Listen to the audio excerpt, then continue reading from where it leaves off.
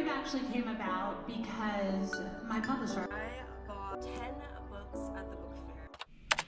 Hello vlog. So I am so excited today because we are going to the annual book festival here in Las Vegas. I am excited to bring you with me and check it out. I have never been to a book festival before. I'm definitely excited and intrigued to see what goes on there. So let's go ahead and get ready to go. Stuff I'm packing with me in my bag. First I'm bringing this bag. It's like a Halloween bag, Halloween book bag, and I think it's really cute. I have the printed out schedule for the book festival, and then I have my Kindle Scribe right here.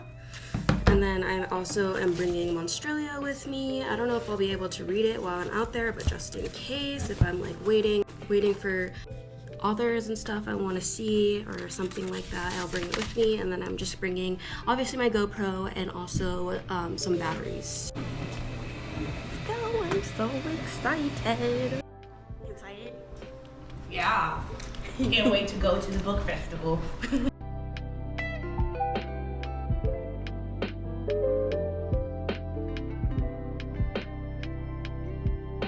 There you go. This is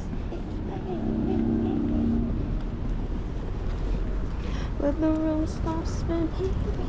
Anyway, Oh, here we go. We're going to the book festival.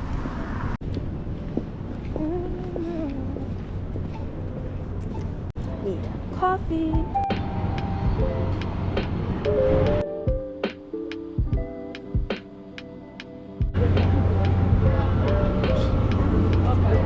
What? She said, I don't know. Like, people are getting bags. That's the entrance. Oh. You want to get in line? Yeah. But no. Do you want to get in line? You want me to go stand by myself? No.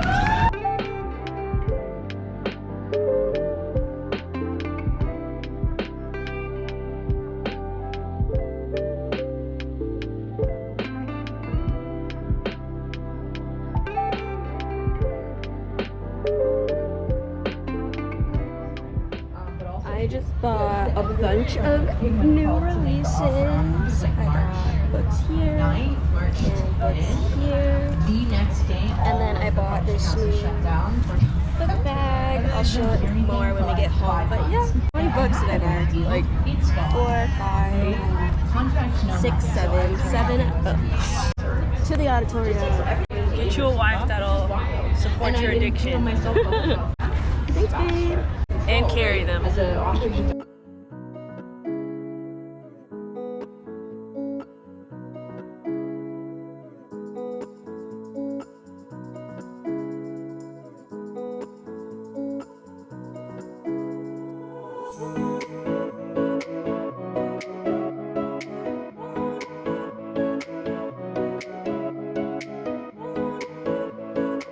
We hope you'll also enjoy, we have lots of vendor booths.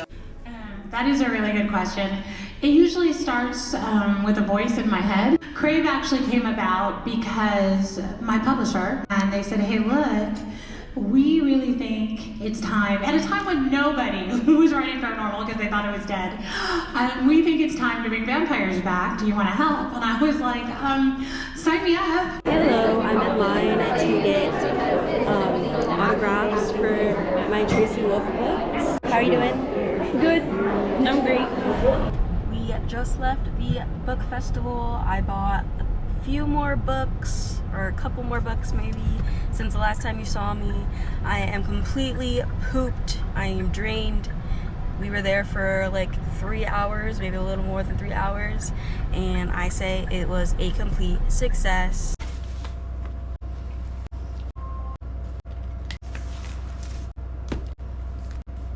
Okay, so here is everything that I got at the book festival last night. The freebies you get when just entering in is you get this tote bag here.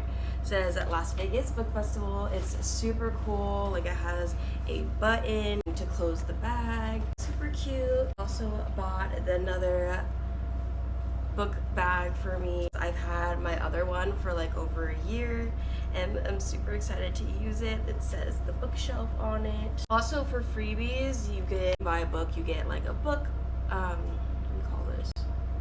do you call this? Mark?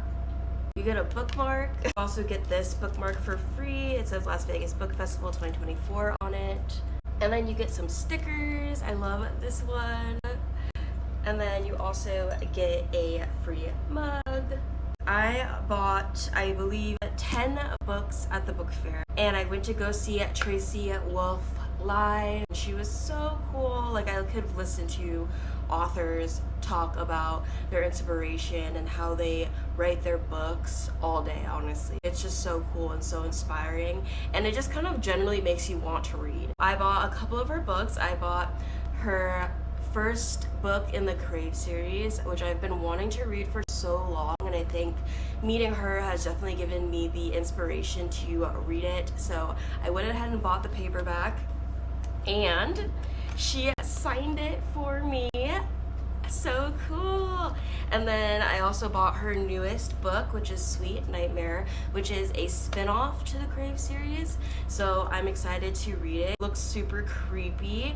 She signed this one for me as well. She said, "Angela, you should run," and that creeped me out hard. Very intrigued to see what that's about. I also bought The Lion Women of Tehran by Marjan Kamali. She wrote The Stationery Shop. It was kind of wrapped in a bunch of books that I have read and loved, and this is the only book in that section that I haven't read, and I was like, I have to read this one, because why is it engulfed in all the books that I've loved before? In 1950s Tehran, 7-year-old Ellie lives in grand comfort until the ultimately death of her father, forcing her and her mother to move to a tiny home downtown.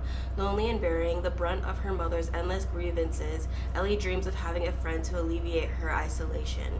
Their happiness is disrupted when Ellie and her mother are afforded the opportunity to return to their previous bourgeois life, as Ellie enjoys her new popularity as the best girls' high school in Iran. Years later, however, Homa's sudden reappearance in Ellie's privileged world alters the course of both their lives. Together, the two young women come of age and pursue their own goal for meaningful futures, but as the political turmoil in Iran builds to a breaking point, one earth-shattering betrayal will have enormous consequences. Wow, that sounds really interesting. Next, we got People We Meet on Vacation, which has been on my TBR for so long, and I finally went ahead and bought it because it was there and it was time. And I love book lovers. I gave that one 5 stars, so I'm excited to read more Emily Henry books.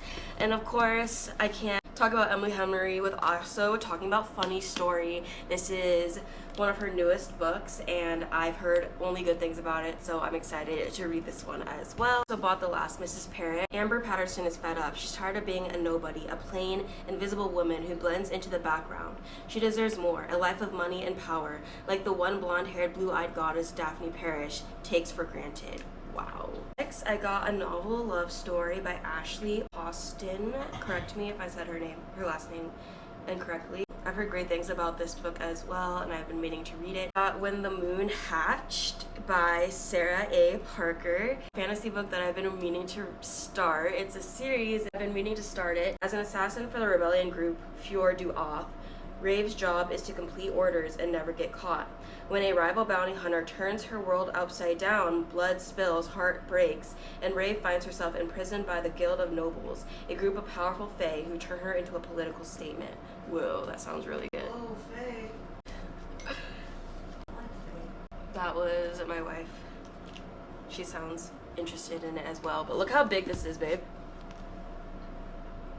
Look how big this book is. Like that. It's huge though, right? Yeah, you should read it to me. I'm not reading this out loud.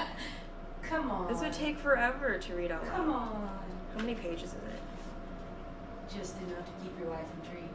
690. That's like light work for me. Okay, Shadows Between Us. Now, I haven't heard anything about this book, but I read the back and I actually really found it intriguing. Alessandra is tired of being overlooked, but she has a plan to gain power. 1. Woo the Shadow King. 2. Marry him. 3. Kill him and take his kingdom for herself. Yeah. Sounds great. I love me a short fantasy book, honestly. Because sometimes you just want a good fantasy moment, but you don't want it to last, you know, months or years, depending on how long the series is. This is only 330 pages. I don't think this is a series.